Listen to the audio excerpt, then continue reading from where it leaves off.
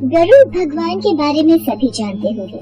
ये भगवान विष्णु के वाहन है। विशाल पंखों वाले गरुड़ भगवान विनायक, वैंतेय, नागांतक, विष्णुरथ, खगेश्वर आदि अनेक नामों से जाने जाते हैं। विशालकाय पक्षी गरुड़ इतने शक्तिशाली है कि वो अपनी चोंच में हाथी को भी उठाकर उड़ सकते हैं।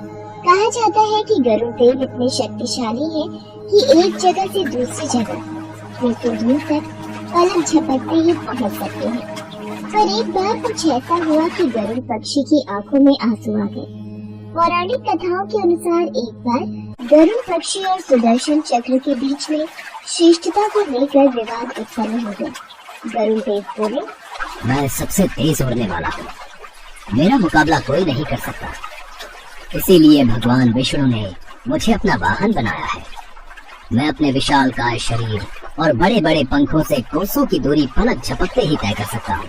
तुम मुझसे श्रेष्ठ नहीं हो सकते हो। तुमसे शक्तिशाली तो मैं हूँ। मैं भगवान विष्णु का शस्त्र हूँ। उनकी आज्ञा से मैंने युद्ध में अनेकों राक्षसों का संहार किया है। यही नहीं, मैंने एक बार इंद्रदेव के वज्र को भी निष्क्रिय कर दिया था। बस इतना ही। पर मेरी शक्तियों के बारे में जब आप सुनेंगे तो दंग रह जाएंगे। मैंने प्रभु श्री राम और लक्ष्मण को बचाया था। जब एक बार प्रभु श्री राम और लक्ष्मण रावण के पुत्र मेघनाद से युद्ध के दौरान नागपाश में बंध गए थे, तब मैंने ही उनके प्राण बचाए थे। देव, नर, किन्नर, किसी में भी इतना सामर्थ्य नहीं था कि वो प्रभु श्री राम और लक्ष्मण को नागपाश से मुक्त कर सके। गरुड़ देव और सुदर्शन चक्र में बहस का सिलसिला चलता रहा, पर कोई निष्कर्ष नहीं निकला।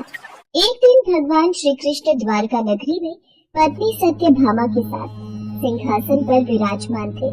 गरुड़ देव और सुदर्शन चक्र भी उनकी सेवा में वही विराजमान थे। बातों ही बातों में रानी सत्यभामा ने व्यंग करते हुए भगवान श्री कृष्ण से पूछा, हे प्रभु, त्रेता युग में आपने भगवान श्री राम के रूप में अवतार लिया था, तब सीता आपकी पत्नी थी, क्या वे मुझसे अधिक सुंदर थी? देवी सत्यभामा, मैं जानता हूँ आप मुझे चुटकी देने का मौका ढूंढती रहती हैं, जबकि आप सर्व सत्य जानती हैं। आप भी तो त्रेता युग में मेरे साथ थीं। आपकी सुंदरता तब भी मुझे अति प्रिय थी और आज भी अति प्रिय है। प्रभु, मेरा भी एक प्रश्न है, क्या दुनिया में मेरे समान तेज गति से कोई दौड़ सकता है? इसी बीच सुदर्शन चक्र से भी नहीं रहा गया और वो बोले, भगवान, मैंने बड़े बड़े असुरों का संहार किया है और आपको युद्ध में जीत दिलाई है। क्या मुझसे भी शक्तिशाली संसार में कोई है? लगता है इन दोनों में अभिमान आ गया है, पर इन दोनों का अहंकार कैसे दूर किया जा सकता है, ये मुझे सोचना होगा। हाँ, ये उचित रहेगा। मुझे पता है इन दोनों का अहंकार कैसे नष्ट किया जा सकता है। हे गरुड़, तुम हनुमान के पास जाओ और उन्हें कहना भगवान श्री राम माता सीता के साथ उनकी प्रतीक्षा कर रहे हैं। जो आज्ञा प्रभु, मैं अभी हनुमान जी को लेकर आपके समक्ष उपस्थित होता हूँ। हे सुदर्शन चक्र, तुम महल के प्रवेश द्वार पर पहरा दो और याद रहे, मेरी आज्ञा के बिना कोई भी भीतर न आने पाए। जो आज्ञा भगवान।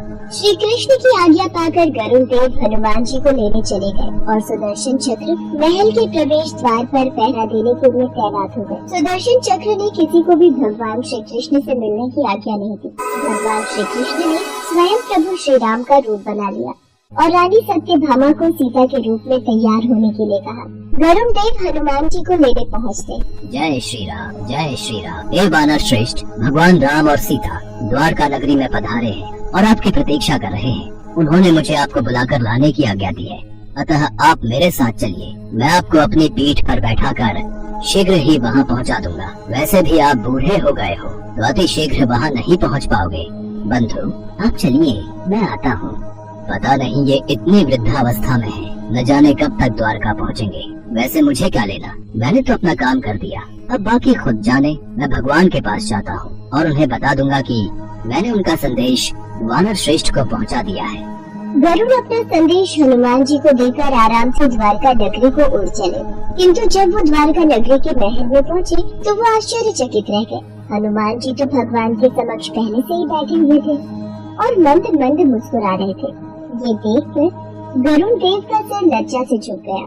मैंने बजरंग बली की श्रेष्ठता पर संदेह किया। हे प्रभु, मैंने अहंकार के वशीभूत होकर ये क्या कर दिया? पवन पुत्र, तुम बिना आज्ञा के महल में कैसे आए? क्या तुम्हें किसी ने प्रवेश द्वार पर रोका नहीं?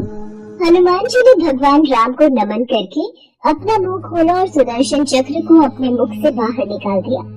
हे प्रभु, आपसे मिलने से मुझे कोई नहीं रोक सकता है। इस चक्र ने मुझे रोकने का कुछ प्रयास किया था। हे वानर श्रेष्ठ, आप महल के भीतर नहीं जा सकते। प्रभु की आज्ञा है कि किसी को भी उनकी आज्ञा के बिना महल में नहीं जाने दिया जाए। मुझे प्रभु श्री राम से मिलने से कोई नहीं रोक सकता।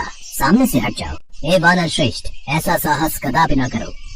तुम शायद मेरी शक्तियों से परिचित नहीं हो। मैं सुदर्शन चक्र हूँ। मैंने बड़े बड़े अनेकों राक्षसों का वध किया है। मेरी आपसे विनती है कि मुझे प्रभु श्री राम से मिलने दिया जाए। नहीं, तुम इस महल में मेरे होते हुए प्रवेश नहीं कर सकते हो। भलाई इसी में है कि तुम ये जिद छोड़ दो। हनुमान जी सुदर्शन चक्र की बात नहीं मानते और वे महल की ओर बढ़ते हैं। सुदर्शन चक्र हनुमान जी को रोकने के लिए आगे बढ़ता है। सुदर्शन चक्र और हनुमान जी के बीच युद्ध होने लगता है।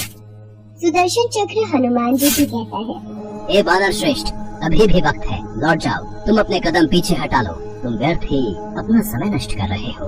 मुझे शीघ्र ही प्रभु श्री राम और माता सीता के दर्शन करने हैं। मुझे उनके पास पहुंचना है। वो मेरी प्रतीक्षा कर रहे हैं। तभी हनुमान जी ने अपना मुंह खोल दिया और सुदर्शन चक्र उसमें समा गया। हनुमान जी ने अपना मुंह बंद कर लिया। मेरे पास और कोई रास्ता नहीं था प्रभु, इसीलिए सुदर्शन चक्र को मुंह में रखकर मैं आपसे मिलने आ गया। मुझे माफ कर दीजिए प्रभु। हे प्रभु, आपको तो मैं कृष्ण रूप में भी पहचानता हूँ और मैं ये भी जानता हूँ कि आप ही मेरे प्रभु श्री राम हैं। आज आपका ये लीला रचाने का कारण क्या है?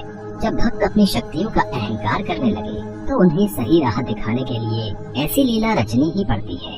गरुड़ और सुदर्शन चक्र की आंखों से आंसू बह गए और वो भगवान के चरणों में झुक गए।